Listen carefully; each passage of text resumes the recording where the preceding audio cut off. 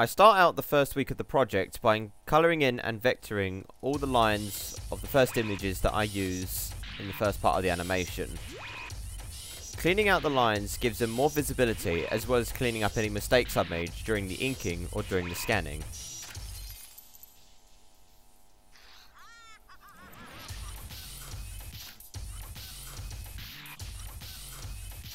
I start out by vectoring the lines by removing the white background and then recolouring it back in. This gives more clear visibility of the white background, so it doesn't include any messes or marks that may have been made during the scanning. I then recolour the lines over using the gradient tool, which then gives them more clear visibility, as well as making them stand out in the backgrounds, as well as other things. I then go on to clean up the lines made during the inking, for example ink splodges or over inking any lines that I do not want.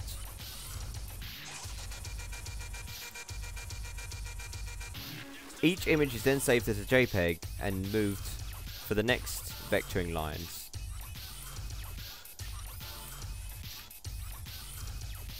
Once all lines have been sorted, it then moves on to colouring in the picture. To make sure that the colours remain the same throughout the whole animation, I stick to one colour scheme of the characters and then use it as a template when colouring in any other images of them. This helps not distract the viewer by them noticing any different shading in colour via being brighter or darker. Once all images have been coloured in, I then position them into the main image that I will be using for animation. The main image is saved as a Photoshop, allowing the layers to be separated, moved and duplicated at my need.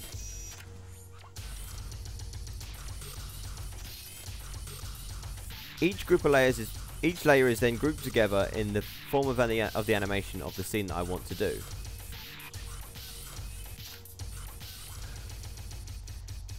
I can also add other things into the image that I've not drawn on paper, for example eyelids or mouths. Once I have the scene set out, I save the Photoshop image as a JPEG and then place it into iMovie, where it recognises it as a photo.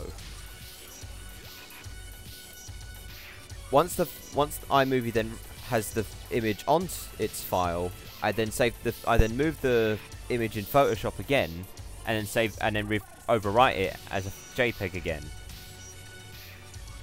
And then rinse and repeat until the scene is done.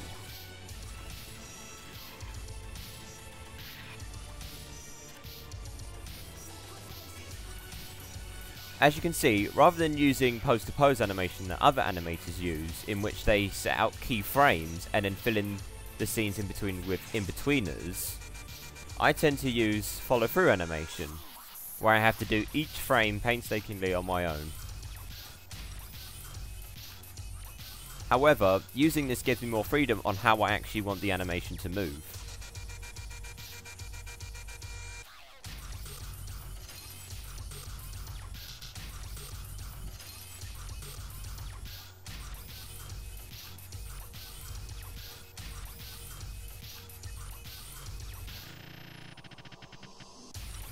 I make the images on the original animation file as large as I can, allowing me to crop them if I please into iMovie.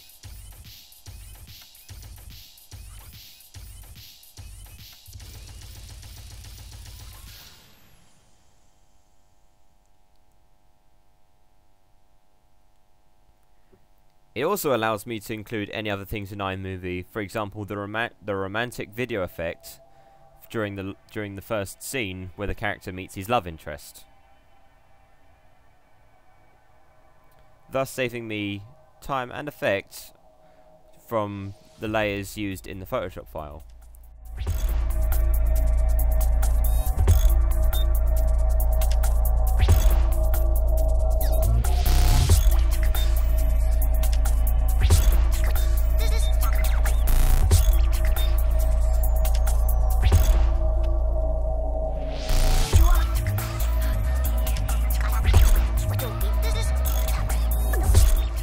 In week 2, I then started positioning out the second set of images that I use for the next course of the animation.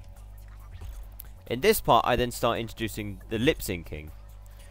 As you can see, each mouth is represented by its own layer where it can easily be hidden and shown at any time.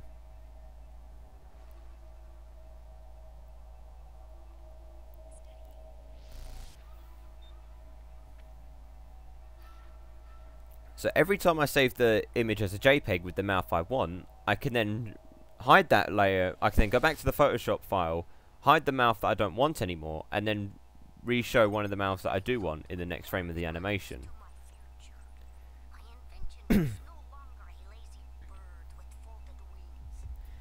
It's also quite useful in iMovie because then I can duplicate that frame in iMovie if it's the same mouth that I need again, rather than having to save it as a JPEG again in Photoshop.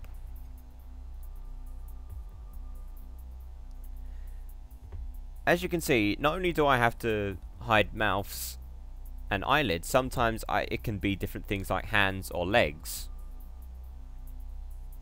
As each layer of the hand shown here is its own layer that can easily be hidden or shown at any time of need. At this point you then see me include the mouths, which I then position closely together as possible to make sure that they retain its same positioning, which doesn't distract the viewer.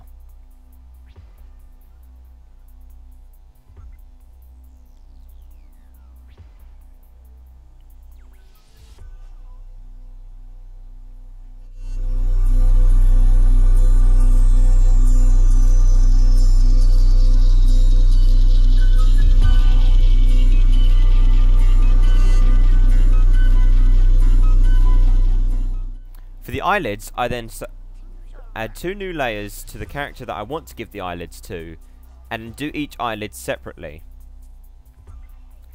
There are 2 forms of the eyelids that I do, fully blinked and slightly blinked. This way, whenever I add the images over it, it's just the eyelids just covering the eyes.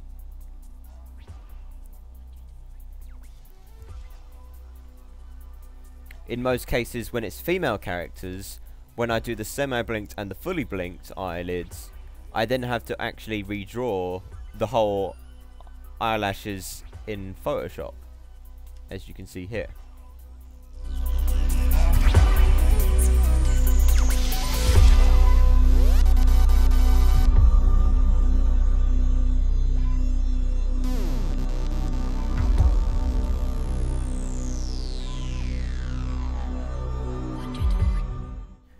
While it may seem like a long time to do, the results in the end come out quite well.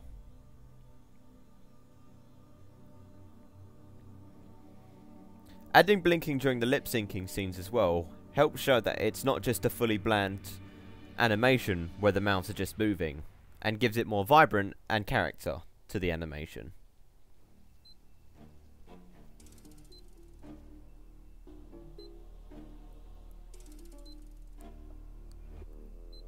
As I've mentioned before, if I require to use the same mouth again in the animation, I can easily just duplicate the layer I want in iMovie and then add it further on.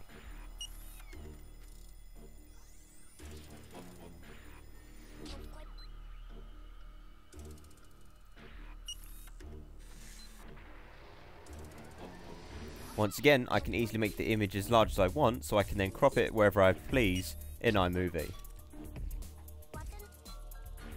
Once all the images are included in the animation of the lip syncing, I then crop down the time of each image to the appointed time of the voices in the music video.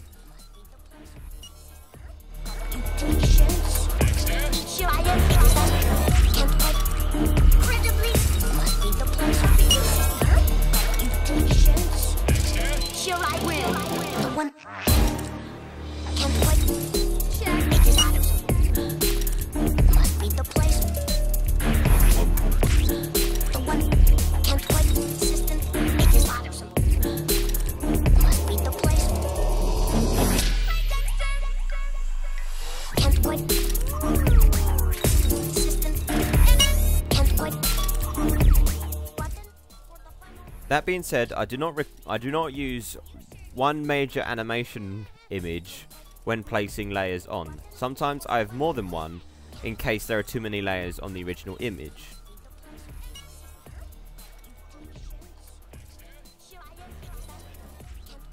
most times I have a major animation file used for each segment throughout the animation.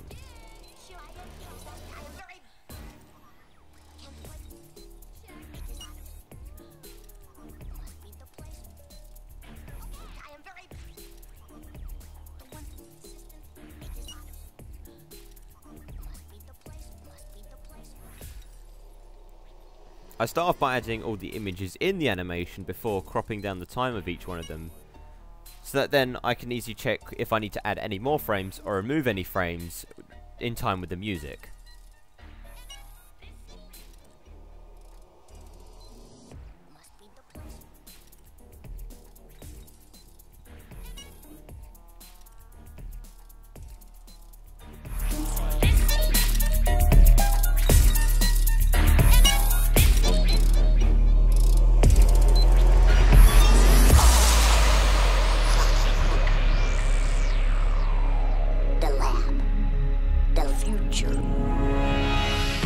As you can also see here, having the main image as a Photoshop file can easily allow me to duplicate the layers, as I've said before, so I can add more effects, and so it saves me time.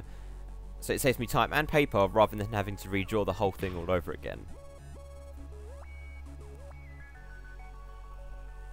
In this animation, I actually experiment by adding dissolve transitions between each frame. This has proven to be quite successful, as it gives it more of a feeling of a dream sequence, as well as giving it more of a romantic and very calming feel, as well as showing how majestic the love interest is towards the main character.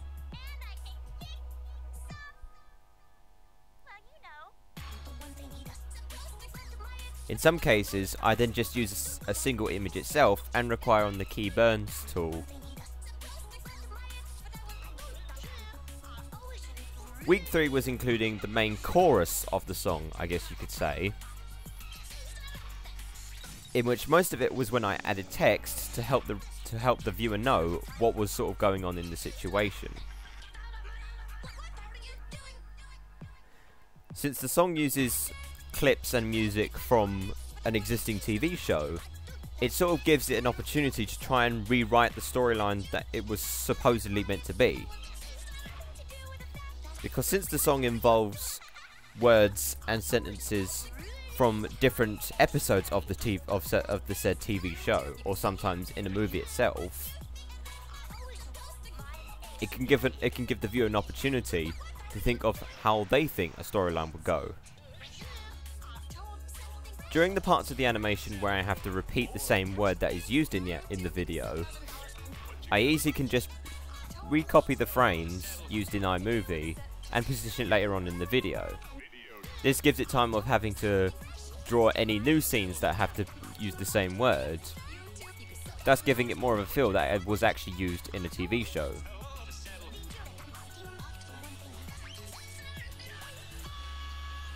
So I can easily use the same line where the character says understand without having to resort to drawing 5 different scenes where the character is saying it but sounding the same.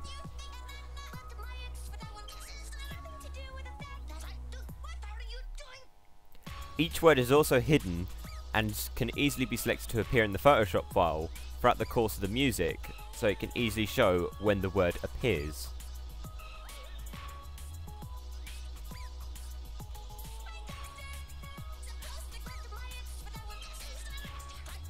It also once again makes the animation slightly more lively without having it to result in just watching a mouth move without nothing going on in the background or even the characters themselves.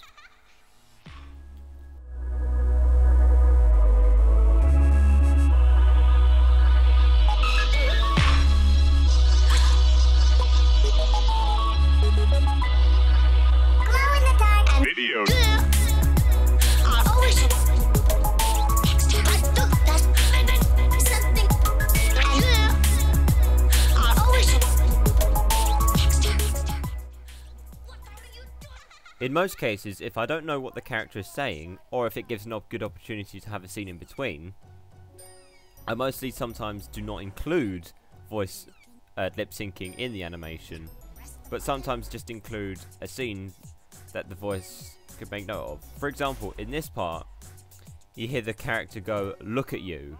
Rather than having a character have a animation of the character saying that, it would make more sense to have the character looking at themselves in the mirror.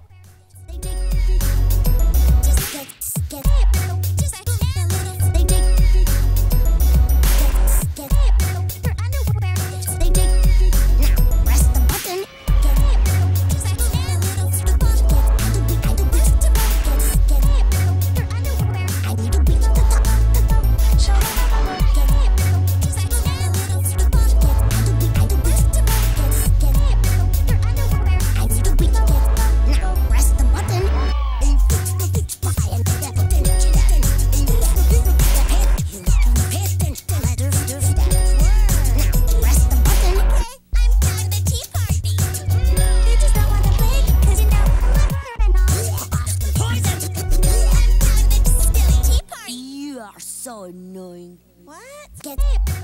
Each frame during the lip syncing can range from 0.1 seconds to just 0.2 seconds.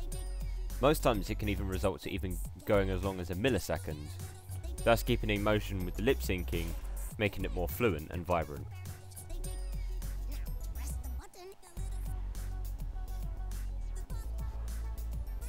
Week 4, I decided to show how I inked each of the characters that I used in the animation. I ink over the lines that I draw in pencil that I would like to have in the final image as clearly and as vibrant as I can.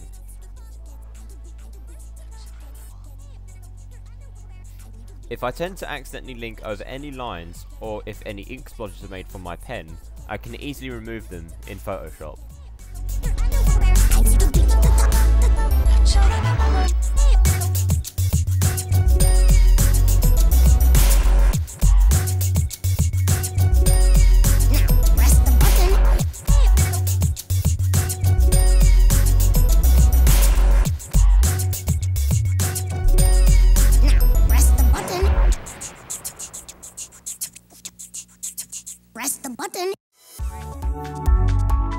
As you notice, each of the drawings are mostly separated when used in form of an animation.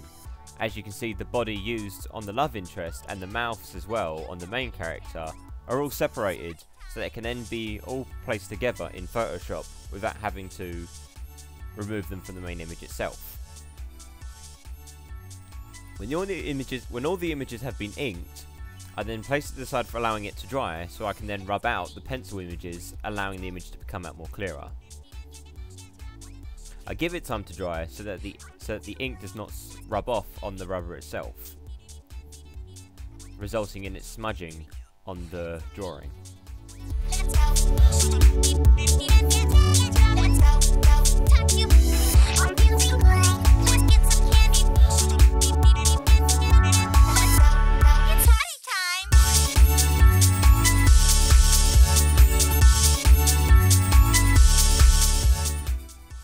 It's very helpful to make sure that each line that is inked comes out as bold as it can before being scanned in, otherwise the scanner would not recognise them and it would leave spaces in between the lines, resulting in the colour bleeding out into the background or sometimes into other characters or effects.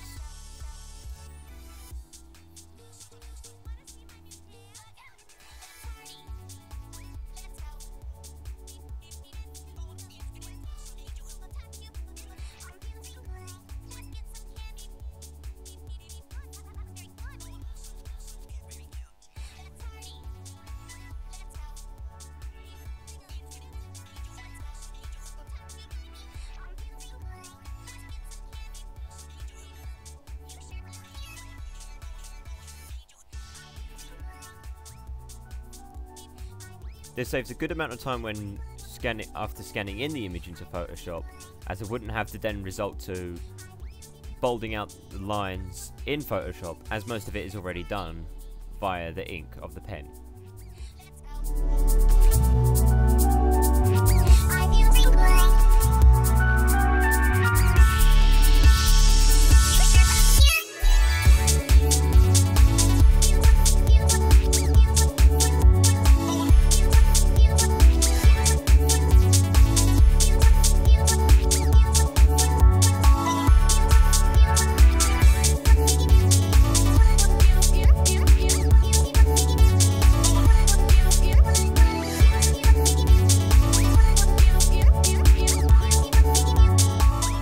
I decided to include a slight change that I made during the progress of the animation.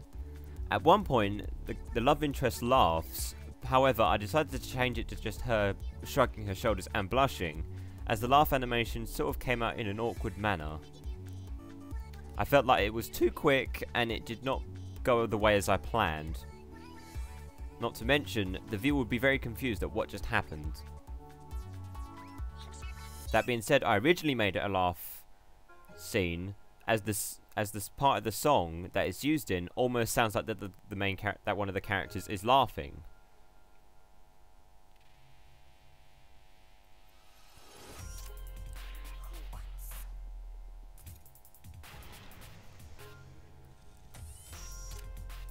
However, once again, since the image is on Photoshop, I can easily just add a head that I've scanned in and just use the body that was used during the laughing animation. Thus, once again, saving time and paper.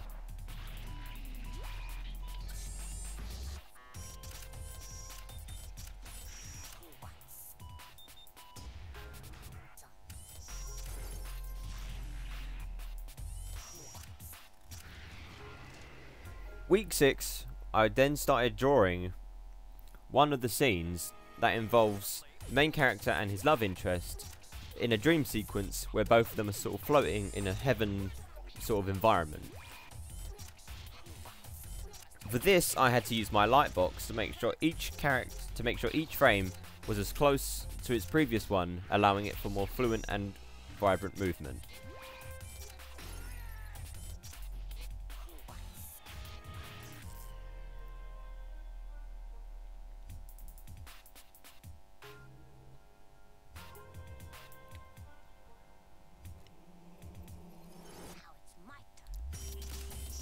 I've used my lightbox many times during the previous weeks as well, to allow more vibrant movement, as I can easily see what the image is underneath it to give me more of a template of what to do next.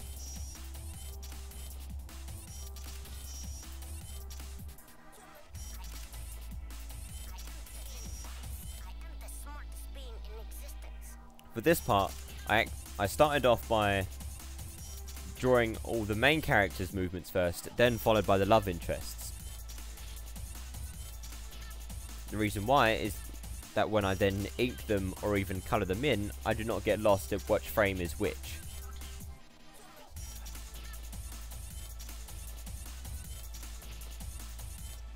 In most cases though, when a character is moving, running or any other form of movement, I sometimes just use one image and rotate it, or even just move it slightly using the move tool on Photoshop. Then when it's animated together on iMovie, it almost looks like the character is making movement despite it being a single frame.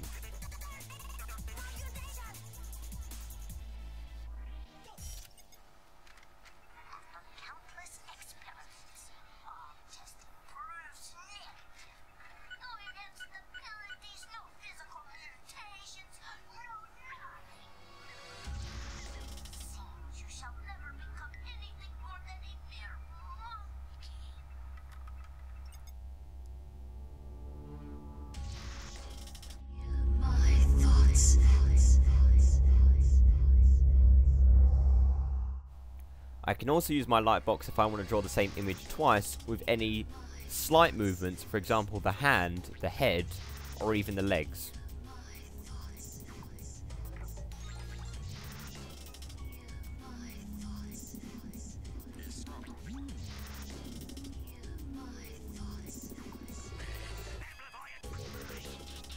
Week 7, I decided to show more of the inking towards the animation.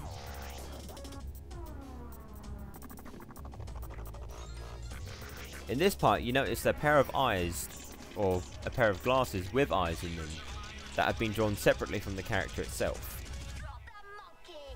The reason being is that one part of the scene, one of the main character's sister removes his glasses in one of the scenes. Rather than drawing each glasses differently, I then draw them separately, allowing me to move them on Photoshop. You may also notice that one of the characters does not have a head. This saves time as the image that the character does. This saves time as the image that has no head can easily be sized up to make it look like they do, thus saving on paper, time, as well as animation.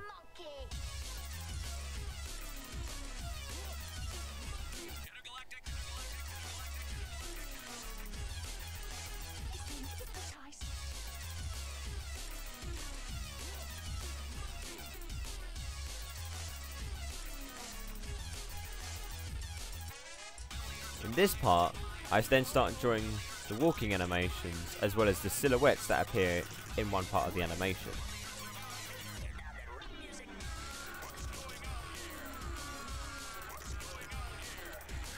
I find it quite helpful that I draw out the template when I draw my characters. However, when I ink them, I only ink most of the outlines, since once again they were mostly be silhouettes.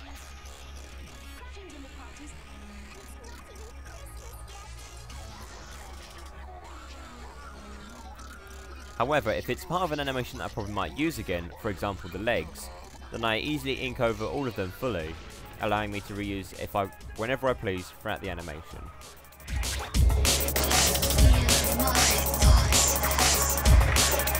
Everybody run! There's a giant monster on the loose!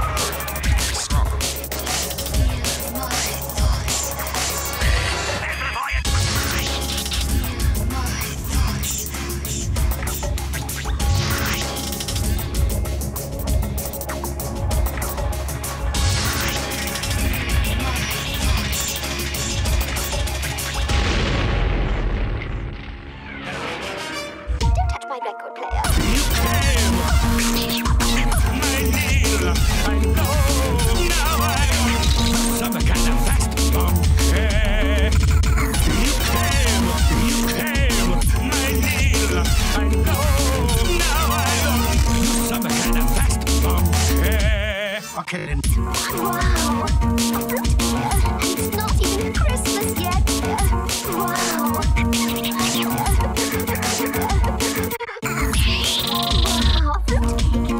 It's not even Christmas yet! As I was approaching the end of the animation, week 8 I decided to show more of the Photoshop to iMovie transitions. In this part you see the walking scene. Rather than having to animate each of the legs itself, I simply draw the top half of the body and then make each layer showing its different movements in a walking style.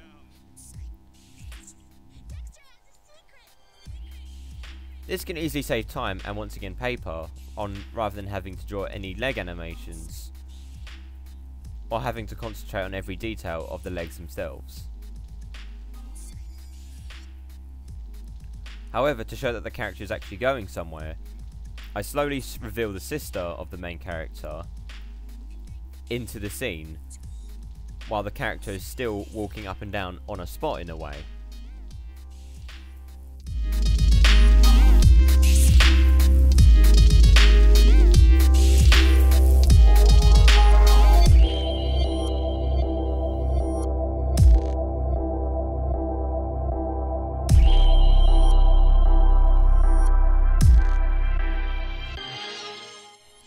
In this part, I then cut out the eyes, allowing me to move them throughout the animation as she watches her brother walk past him.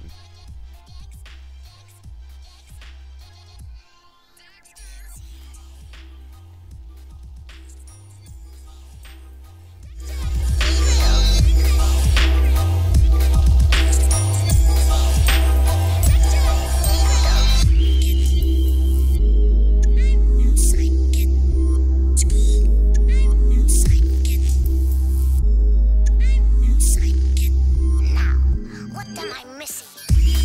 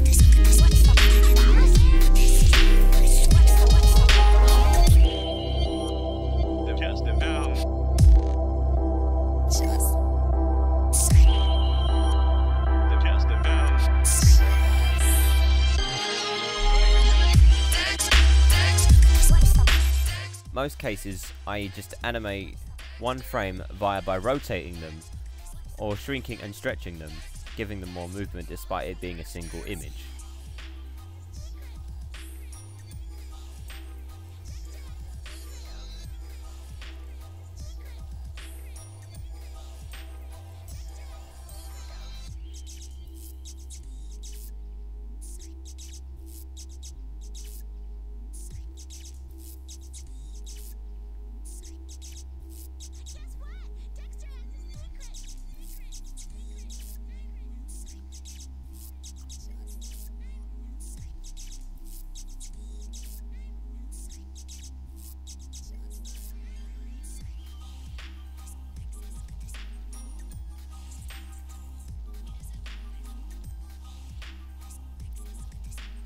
As you may have noticed, most of the backgrounds in the animation are just gradient colours, rather than having any details in them. This saves time as well as makes sure the viewer is not distracted by the background too much and focuses more on the characters themselves. That being said, whenever a new scene appears within the same scene, I tend to add a new gradient tool over the previous one, allowing it to show that the camera angle has changed. In some cases, I then reuse frames that I've used in previous animations, or even the same animation itself, rather than having to redraw any, once again saving time.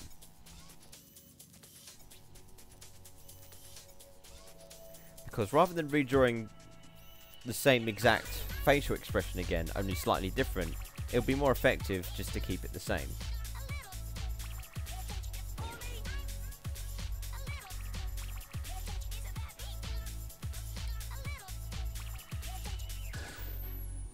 As you then notice here, I then go back to using the exact same frames that was used right at the beginning of the animation, showing that the whole thing was just a flashback of how it got to this same point of time, or this exact point of time.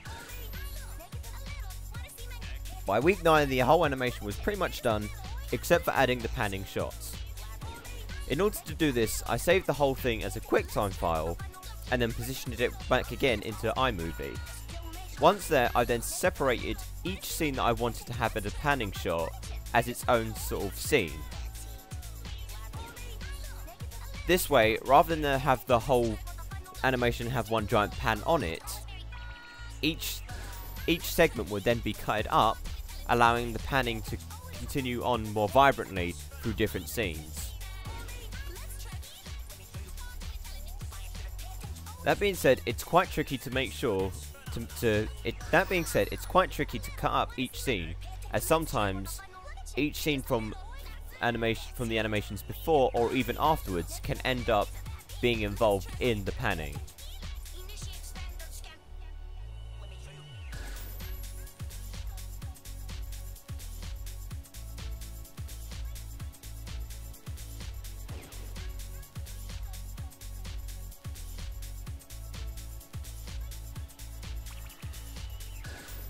In some cases, I end up not even cropping in on some of the images, just so that then the key burns tool can easily crop in for me, allowing it to show more landscape, movement, or even distance travelled.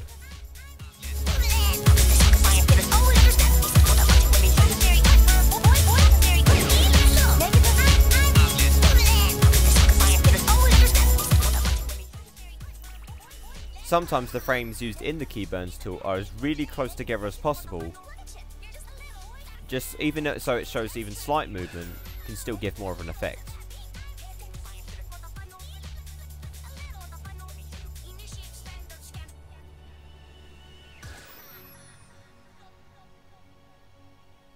However, if for multiple scenes, or even if there is a giant scene that does not require panning, it can easily just be cut out into its own segment and completely ignored until the animation is complete.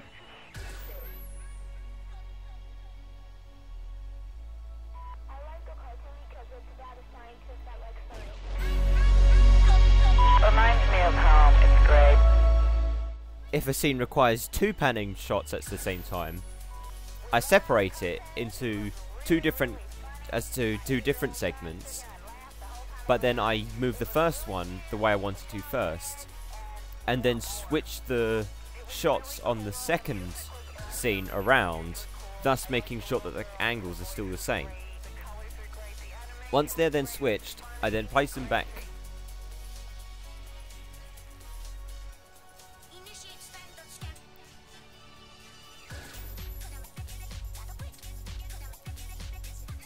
As you may have noticed, I skipped one whole segment of any panning shots. This is because that most of it is just still images that would not require any panning shots to give more of an effect, as it is mostly concentrating on lip syncing as well as the words appearing.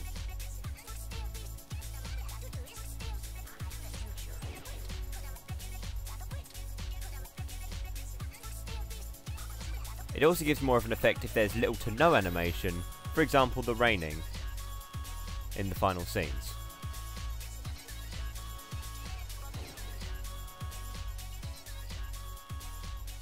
It also once again gives me a chance to add any little effects to the video if I wanted to.